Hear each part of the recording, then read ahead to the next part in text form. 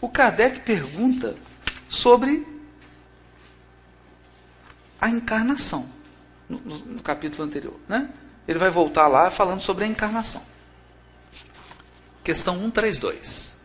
Qual o objetivo da encarnação? Não é reencarnação.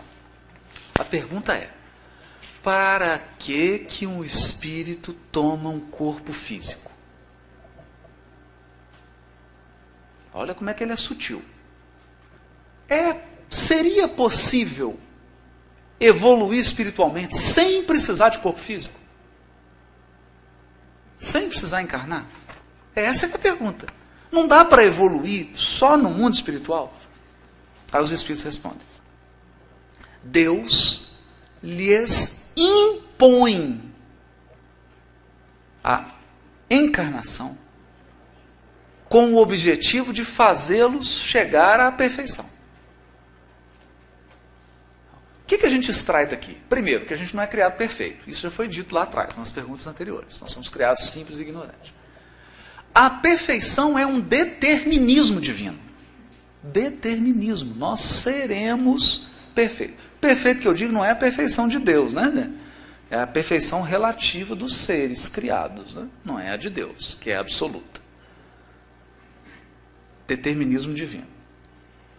Para alguns, a encarnação é uma expiação. Para outros, é uma missão. Então, você vê que os espíritos estão começando a trabalhar o assunto. Todavia, para alcançarem essa perfeição, devem suportar todas as vicissitudes da existência corporal. Nisto é que está a expiação. A encarnação também tem também outro objetivo, que é o de colocar o espírito em condições de cumprir sua parte na obra da criação. Obra da criação? Que obra? A obra da regeneração do mundo. Cada um de nós tem um papel nessa grande obra da regeneração do mundo. A encarnação, o tomar um corpo de carne é imposto para que a gente tenha condições de assumir a nossa função, o nosso papel. Para realizá-la, é que em cada mundo ele toma um aparelho em harmonia com a matéria essencial desse mundo, cumprindo aí, daquele ponto de vista, as ordens de Deus, de tal sorte que, concorrendo para a obra geral, ele próprio se adianta. Então é como se tivesse um grande plano geral, que é o aperfeiçoamento do orbe, e dentro desse plano, dentro dessa obra, um aperfeiçoamento de cada indivíduo. Como que faz isso? Tem como fazer isso só no mundo espiritual? Não tem, tem que encarnar.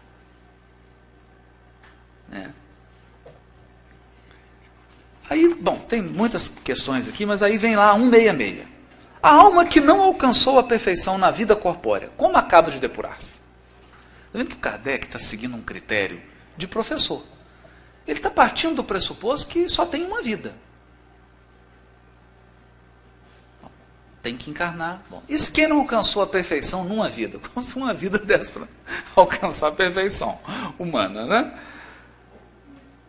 Aí os espíritos respondem: suportando a prova de uma nova existência. Prova. Não falou expiação. Bom, expia quem tem o débito. Prova é quem está se aperfeiçoando. Encarnar já é uma prova. O simples fato de encarnar já é um teste ao aprimoramento. E aí ele vai. Como a alma realiza essa nova existência? É por sua transformação como espírito? Eles respondem: depurando-se, a alma sofre sem dúvida uma transformação. Mas para isso lhe é necessária a prova da vida material. Ou seja, não adianta só renovação íntima. Ele tem que vir aqui e testar. Testar.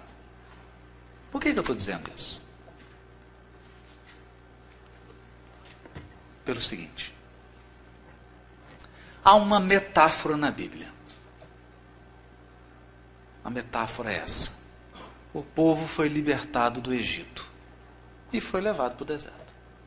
Receberam a revelação. Então Moisés sobe, Deus se manifesta, só luz, sarça ardente, ele mesmo escreve, né, de próprio punho, né? Tira a caneta dele de fogo, escreve na pedra, tudo bonito, escrita direta. Moisés só olhando aquela maravilha, né? O que você faria? Eu quero ficar quieto aqui. Vou sair daqui, mas não. Deixa eu ficar quietinho, não é? Fala, e agora? Bom, agora, deserto. Oh, não tem jeito de ficar aqui? Não. Deserto. Aqui está bem. É só luz, você está aprendendo. Agora você tem que ir lá para a prova. Para o desafio. Para as dificuldades. Para você mostrar que realmente aprendeu. Então, como é que a gente mostra que aprendeu paciência? Convivendo com gente que não tem paciência nenhuma. É assim, não tem outro jeito. Então, se você olha para trás, só tem gente complicada do seu lado, você tem que ajoelhar e agradecer a Deus. É sinal de que você está agora quase fazendo o teste. Porque é o contrário. Se você olhar para o seu lado, só tem gente boa, tem um problema. Você. Porque Deus sempre manda os melhores professores para os piores alunos. Essa é uma lei divina. Então você olha, fulano aqui é muito bom. Olha para o seu lado, está convivendo só com gente boa. Você fala, tem algum problema. E eu nem comecei ainda, eu sou o aluno mais rebelde. Agora, se você olha para o seu lado, tem pessoas cheias de problema, ótimo. Você já está num nível de aprendizado que agora você está sendo testado o seu conhecimento. Essa que é a dinâmica. Essa dinâmica está retratada na travessia no deserto. Tem que atravessar o deserto. Atravessar o deserto é estar encarnado. É estar encarnado. E tem umas metáforas, hein? Deserto você nunca caminha sozinho. Toda travessia no deserto é em conjunto. E tudo é regrado. Se você tomar toda a água, você prejudica o grupo inteiro. Alguém aqui encarna sozinho, você precisa pelo menos do seu pai e da sua mãe. Eles podem até ir embora, você nunca mais vê, mas eles têm que encontrar pelo menos uma vez. Senão você não vem. Toda caminhada no deserto é em grupo. É uma peregrinação. Ok.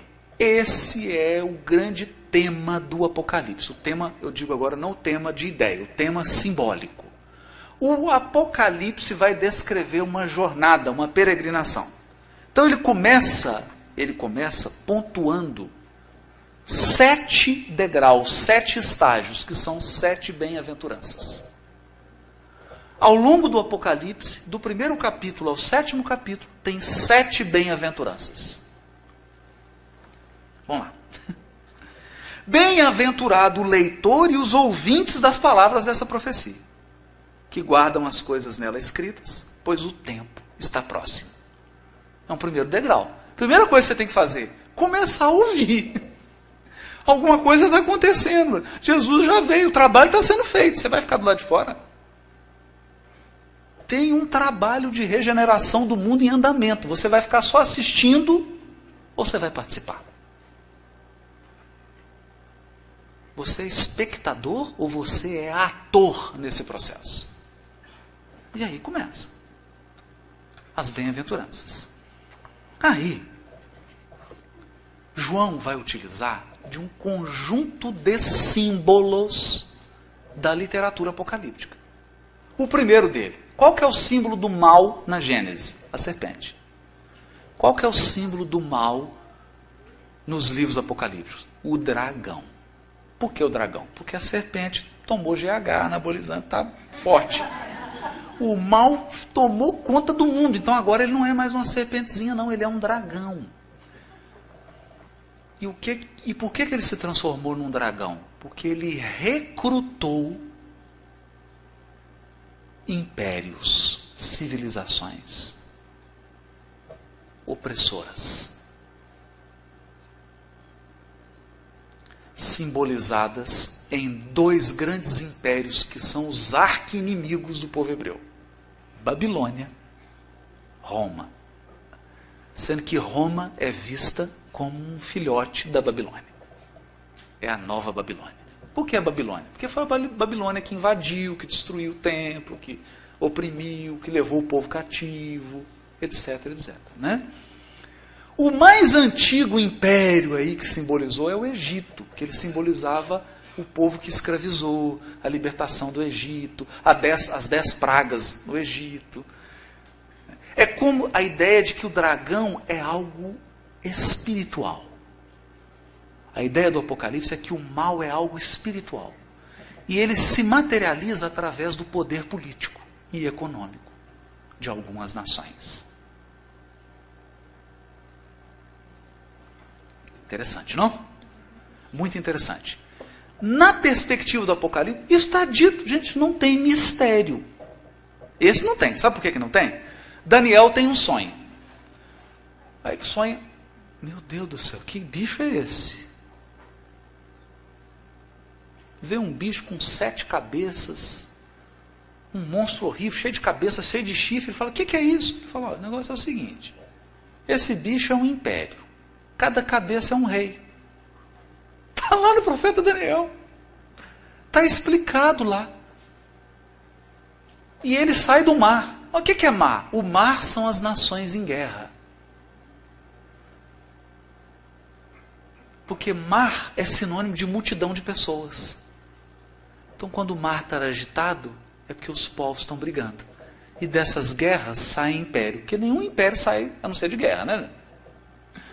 Só a gente dar uma lida aí na história universal aí, não tem uma nação próspera que não veio de briga, de destruição, de matança.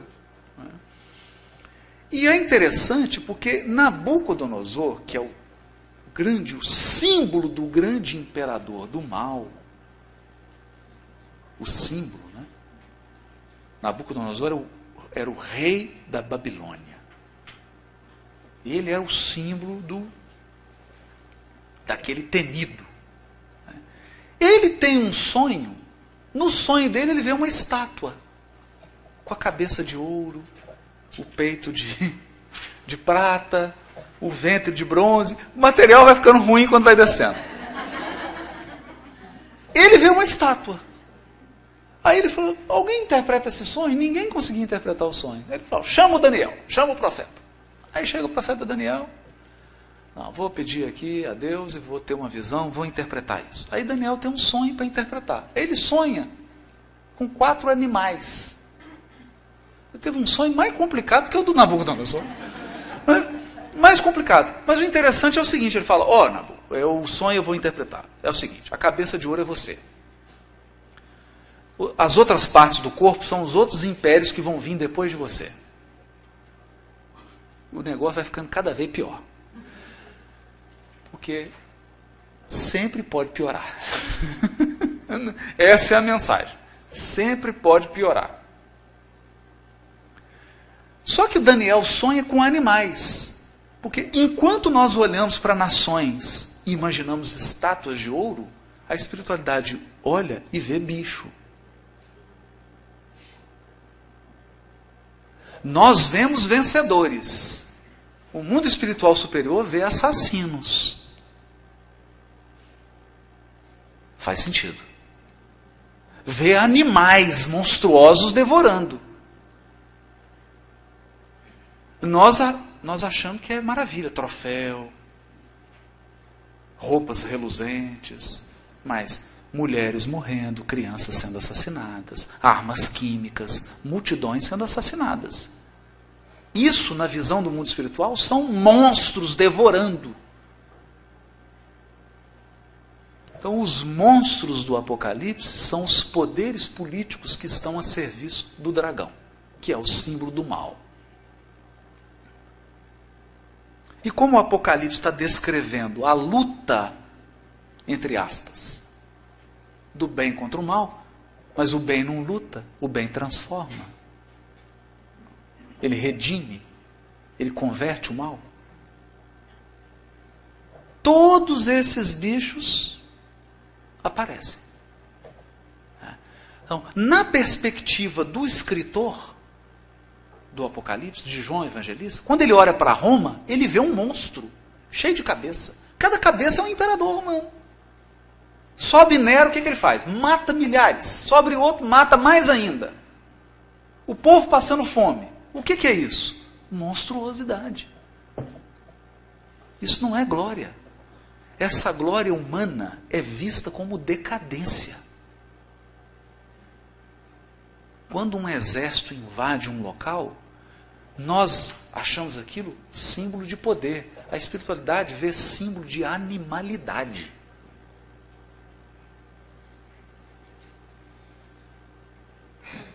E para você ter essa sensação, eu tenho gostado muito do enfoque dos últimos filmes de guerra que são produzidos em Hollywood.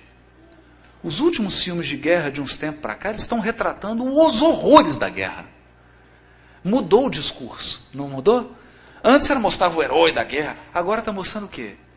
É bala, é aquela estupidez da guerra. A completa ausência de sentido. A completa irracionalidade. O que é isso? É um animal bravio. É um bicho, um monstro, uma besta furiosa, destruindo tudo. Essa é a perspectiva do Apocalipse. Então ele começa assim, utilizando a simbologia. As nações são como o mar. Quando está calmo, está calmo. O mar fica agitado é porque tem guerra, tem conflito. Os impérios que estão a serviço do mal são bestas que recebem o seu poder do dragão. E aquele homem integral, aquele que tem a banda larga, que nunca perdeu a conexão com Deus, ele é um cordeiro. Cordeiro. Aqui eu queria só dar uma pausa aí, abrir um parênteses. A palavra cordeiro em hebraico é tamim, o cordeiro da Páscoa, que é a mesma palavra para integral. Então, se eu digo um homem cordeiro ou um homem integral, a palavra é a mesma. Um homem íntegro, um homem cordeiro. Tamim. E a Cabala, que é a espiritualidade judaica, ela fala que o caminho do aperfeiçoamento espiritual é um caminho para a gente se transformar num tamim, num cordeiro. É o caminho da perfeição, ou o caminho da integridade. O Derer Tamim, caminho do cordeiro. Interessante, né? Eu sou o caminho, a verdade e a vida. Parece que a gente já ouviu isso, né? Então esse homem integral, no Apocalipse, ele é simbolizado pelo cordeiro. Então, o dragão, que é o mal, tem os seus seguidores, os seus servidores, e o cordeiro também tem os seus. Os servidores do cordeiro são os mártires. Aqueles que encarnam no mundo, dão testemunho, sofrem, mas deixam um testemunho de amor, de renúncia e de bondade. Esses são os servidores do Cordeiro. Você pode citar um Gandhi, Madre Teresa de Calcutá, Irmã Dulce, Chico Xavier, Francisco de Assis, e assim vai. De vez em quando eles vêm. E o Apocalipse diz mais, toda vez que o dragão começa a movimentar muito, o rabo dele, a cauda dele, derruba estrelas. As estrelas são os servos do Cordeiro. E aí as estrelas caem na terra. O que é isso? Elas encarnam. Toda vez que o negócio fica feio aqui, nasce os espíritos superiores. para desequilibrar a balança.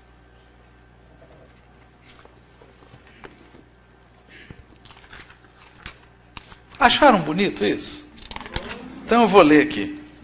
Prefácio do Evangelho segundo o Espiritismo. Os Espíritos do Senhor, que são as virtudes do céu, como um imenso exército que se movimenta desde que dele recebeu o comando, espalham-se sobre toda a superfície da terra, semelhante a estrelas cadentes. Vem iluminar o caminho e abrir os olhos aos céus. O que é isso? Apocalipse. O dragão ficou agitado aqui, as estrelas caíram.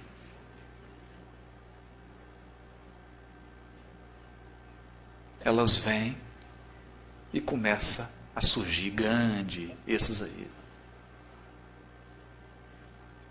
Eles vêm. Interessante, né? Como que a linguagem é bonita, né? E a mensagem continua, né? Eu vos digo em verdade, são chegados os tempos em que todas as coisas devem ser restabelecidas. Olha a mensagem do Espírito de Verdade, se não é Apocalipse puro. Não é? Eu chamaria de Apocalipse now. É esse. Então vamos lá.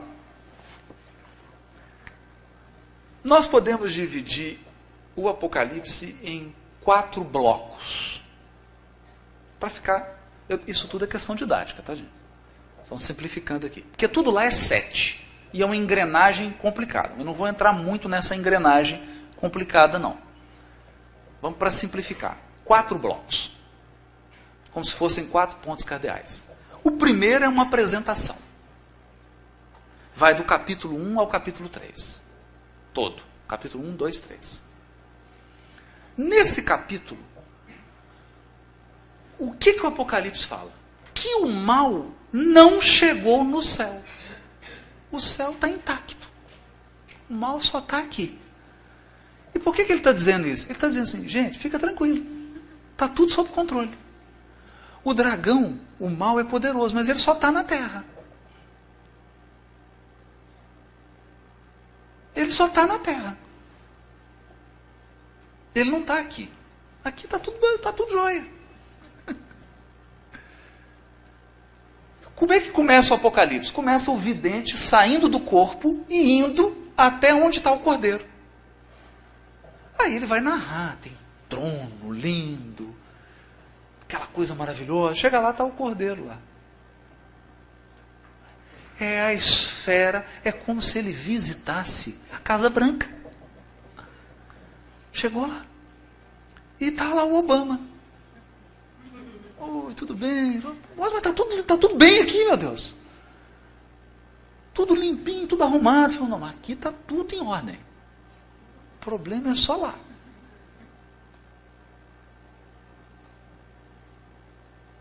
Vou desenrolar. Eu vou contar para você como que nós estamos resolvendo esse problema de regenerar o mundo. Não é interessante isso?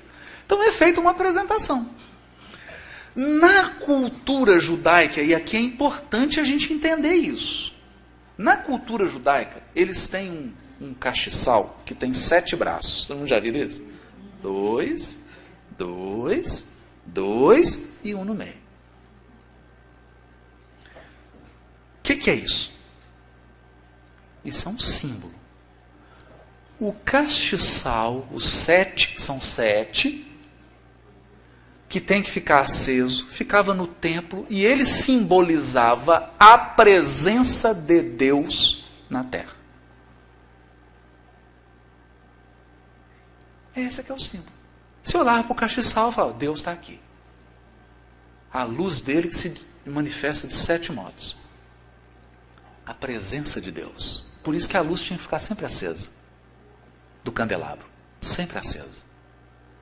Porque é o símbolo de que pode estar pegando tudo aqui. Pode estar acontecendo aquela confusão. Mas Deus está aqui. Ele não tirou férias. Deus não tirou férias. Ele está aqui. No Apocalipse, o símbolo, agora, o castiçal, são 7 igrejas. 7 comunidades cristãs.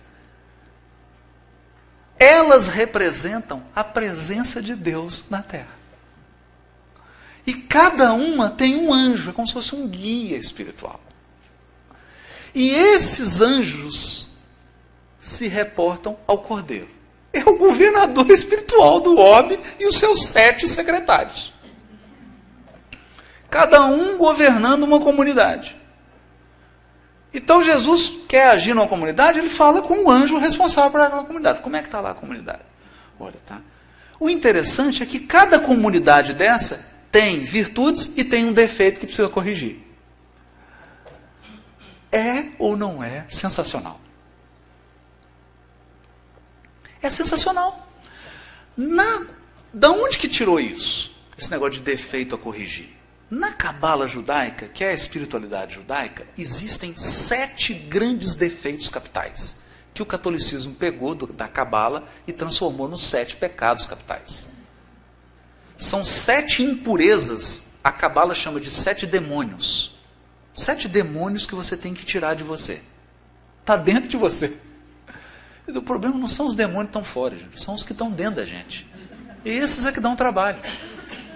E o trabalho, o caminho do Cordeiro, o caminho derer tamim, o caminho do Cordeiro, o caminho do homem íntegro, é expulsar esses 7 demônios. E diz a cabala que você reencarna várias vezes.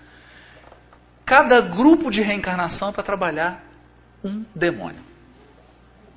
Então, não é interessante isso? Madalena, quantos demônios foram expulsos dela? 7. Não é interessante? Essa simbologia? Então é isso aqui.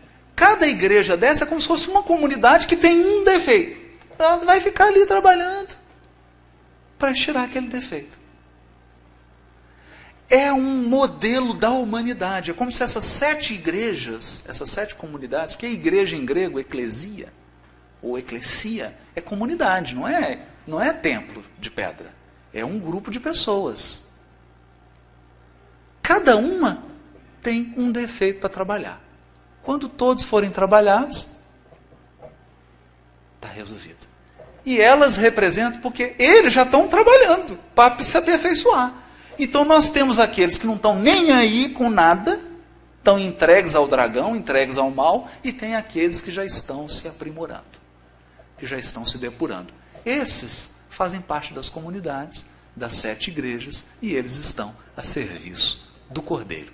Qual que é o trabalho de Jesus? Regenerar o mundo. E como que ele regenera o mundo? Começando por você. Primeiro regenera você, e você, o lugar onde você vive, as pessoas que você convive, e assim por diante. Tranquilo até aqui? Então, nesse capítulo, vai apresentar as 7 igrejas, os 7 anjos e o Cordeiro comandando. Como a dizer assim, fica em paz. Nero está matando, a coisa está pegando e vai piorar.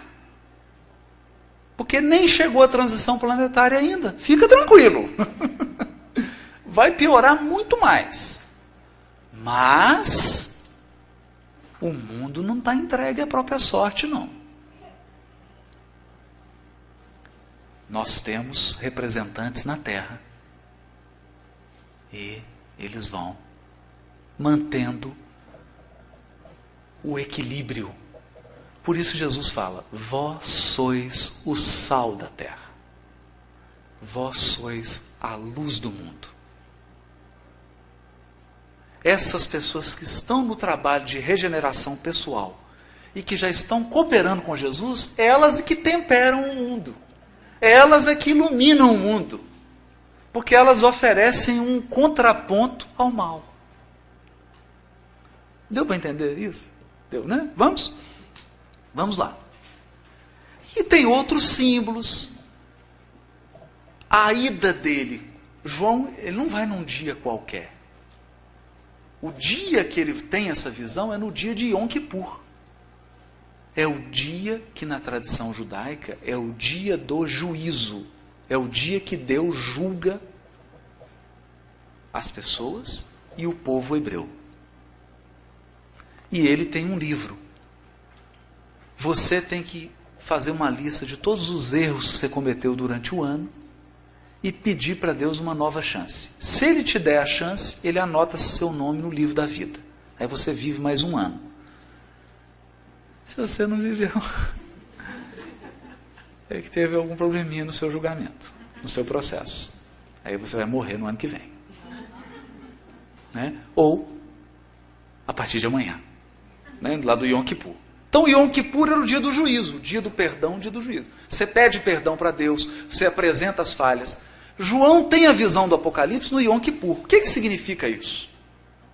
Significa que o Apocalipse está revelando que a Terra vai passar por um dia do julgamento.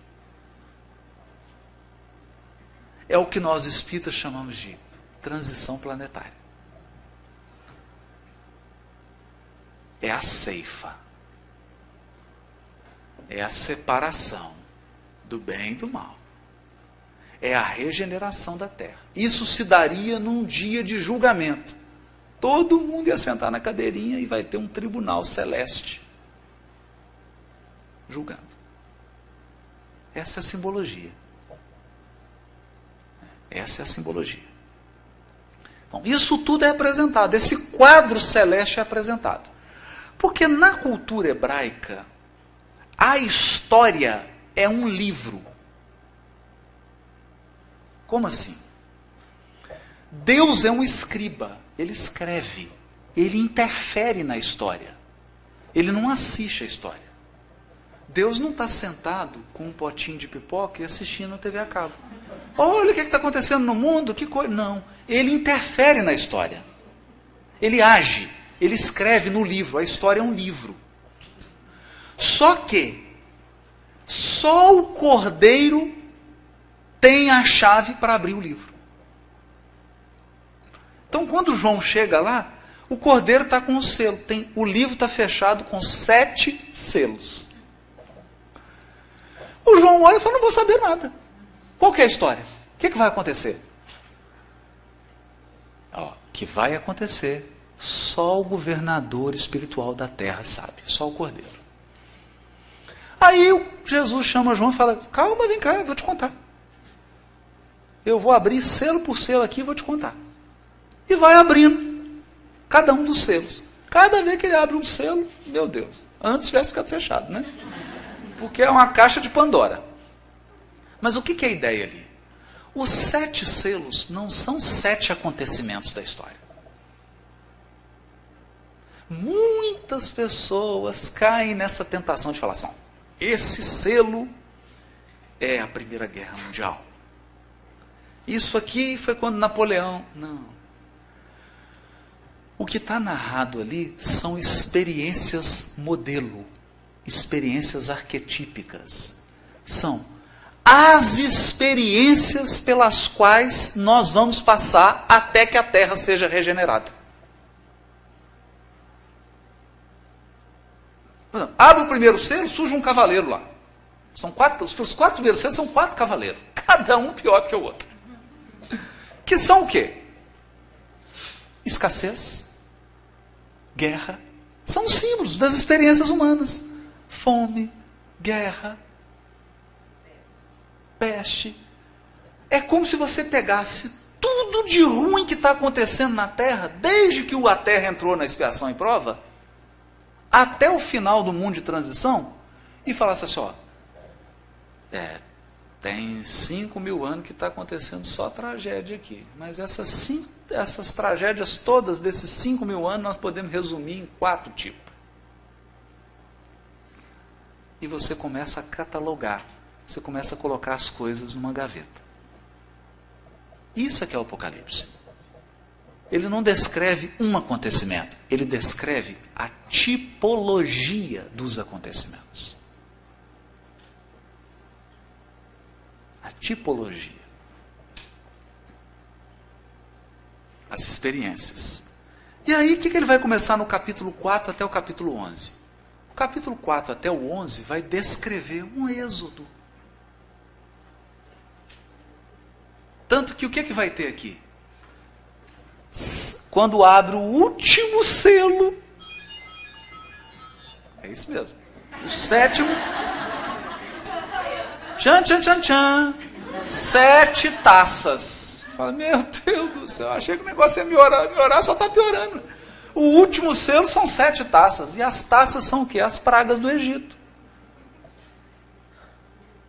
Derruba, cada taça daquela é uma cópia das pragas do Egito. O que isso está querendo dizer? Que agora o Apocalipse, do capítulo 4 ao 11, vai descrever um novo êxodo. Que êxodo é esse? É o processo de regeneração da humanidade. É tirar a humanidade da escravidão da encarnação e levar os seres para a pureza espiritual. Esse é o êxodo, essa é a libertação. Canaã, a terra prometida, é a regeneração do mundo.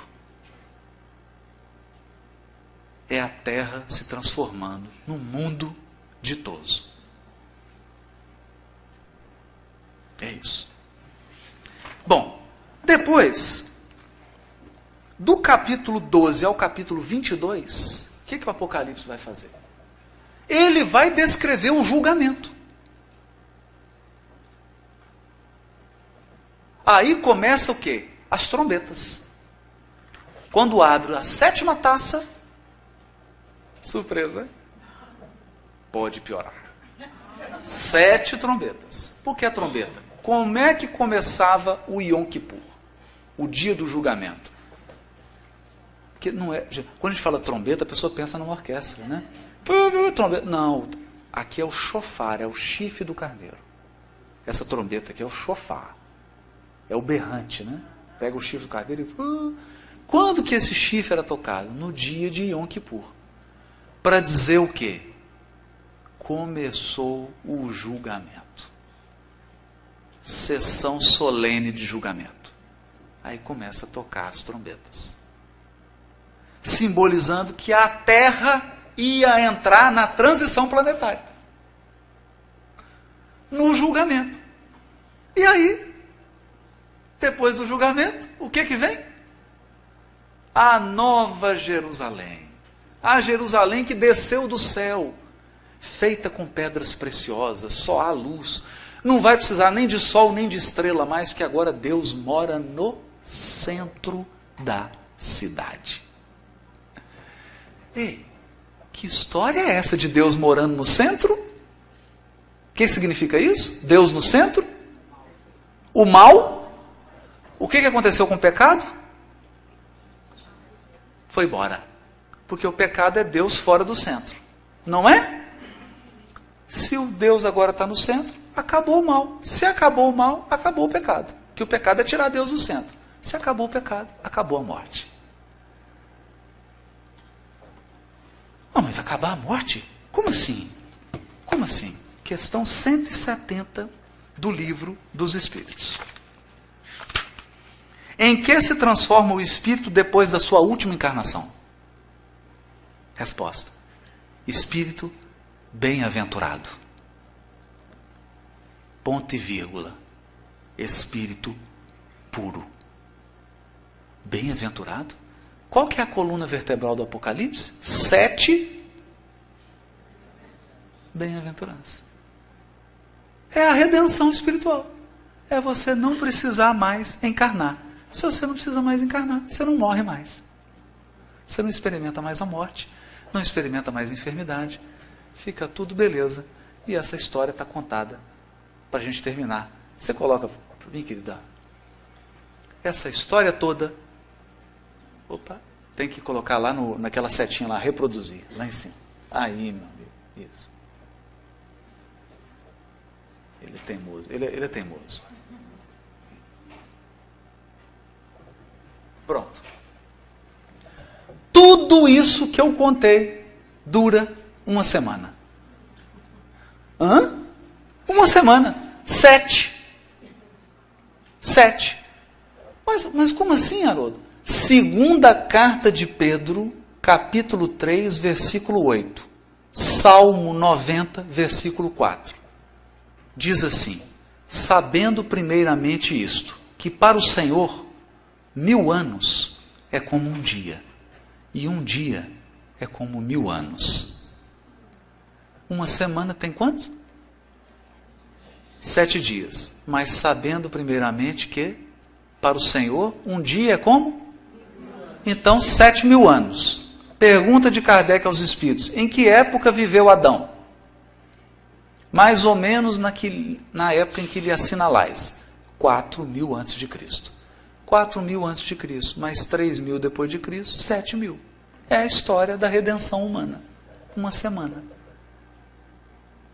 6 dias de trabalho para entrar no descanso do 7º dia. No mundo de regeneração. E para o mundo ditoso, que nessa matemática, o mundo de regeneração dura 1000 anos. Então ali eu dividi, porque não vamos entrar nessa matemática, que ela é chatinha, né? A semana é dividida em 2 períodos de 3,5. Então você tem 500 anos, olha lá, queda de Adão. Começou tudo. Tudo por causa desse sujeito. O final é o juízo final, é o julgamento final e a redenção da humanidade. 7.000 anos depois. Lá, olha só, um tempo depois lá nós tivemos o chamado arrebatamento de Enoque. O que foi esse arrebatamento de Enoque? Ele é o 7º na geração de Adão, o 7º filho, o 7º. Quando nasceu Enoque, Deus olhou para ele e falou assim: gente, esse aí tá bom. Tira ele. Tá bom, não precisa ficar aí não. Tirou ele. Nós vamos ter um arrebatamento da comunidade, da igreja do Cristo. É engraçado que as pessoas pensam em arrebatamento, pensam assim, o céu se abrindo, as pessoas da igreja levantando, né? Mas não é isso não. Sabe o que é arrebatamento? Quando você fica gente boa mesmo, você vai embora. Eurípides Bassanu foi, Bezerra foi, Chico foi, não volta. Foi arrebatado. Gente, o que tem de grupo espírita só com gente boa no mundo espiritual perto de Jesus, vocês não acreditam. É só espírito gente boa. Porque eles ficam bons, vão para o grupo lá. É incrível isso. Eles saem daqui e vão para lá. É esse arrebatamento. E ali nós temos a destruição do templo. 3 vezes. Tudo ligado ao templo. Por quê? Por que templo? Porque o templo simboliza a experiência com Deus. Então começa com um templo de pedra e termina com um templo no coração de cada um de nós. A redenção da humanidade é a poesia de Alta de Souza. Volve ao teu coração, meu irmão, tuas preces mais singelas são ouvidas no espaço ilimitado, mas sei que às vezes choras consternado ante o silêncio da força que interpelas. Volve ao teu coração, volve ao teu templo interno e abandonado, a mais alta de todas as capelas. E as respostas mais lúcidas e belas hão de trazer-te alegre e deslumbrado. Ouve o teu coração em cada prece. Deus responde em ti mesmo e te esclarece com a força eterna da consolação. Compreenderás então a dor que te domina, sob a linguagem pura e peregrina da voz de Deus em luz de redenção. É isso. O templo vai sair de fora. E você não vai mais para o grupo espírita. Você vai ter um grupo espírita dentro do seu coração. Essa é a proposta. A redenção espiritual. Quando Deus vem e faz morada dentro de nós. isso significa que eu, a partir de agora, dessa redenção, coloco Deus no centro da minha vida.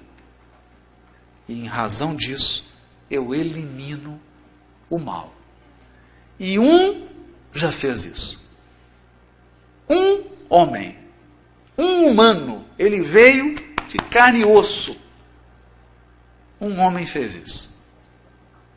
E abriu o caminho para todo mundo imitar ele. Por isso que ele é modelo.